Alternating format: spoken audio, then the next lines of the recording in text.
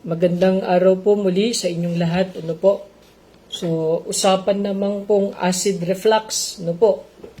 So, isa po sa mga nagiging sanhi, lalo na po sa mga senior, ano po, ng pagkakaroon o pagbibuild up ng acid sa ating bituka ay yung kumakain po ng tangkay ng talbos. Ano po?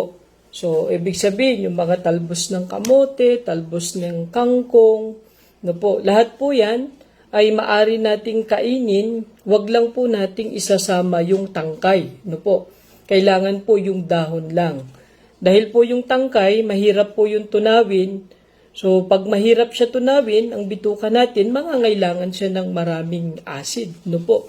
O yung tinatawag po nating gastric juice. So, magkakaroon po ng build-up ng acid sa ating bituka. Kaya iwasan po natin, lalo na po yung mga half-cook, tapos yung mga matitigas po, lalo na sa mga laman loob, kasi mahirap po yan tunawin ng ating bituka.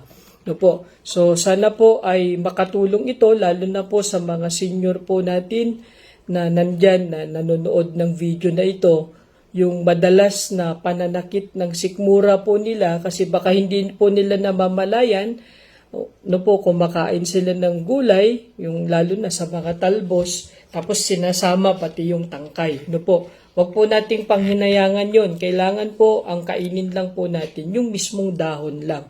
Yung tangkay po ay itanim na lang po natin muli para tumubo siya at yun ang ating kainin, yung dahon lang po. No po? So maraming salamat po sa inyo. Muli ay sana ay pakinabangan po natin ang maikling impormasyon na ito. Salamat po.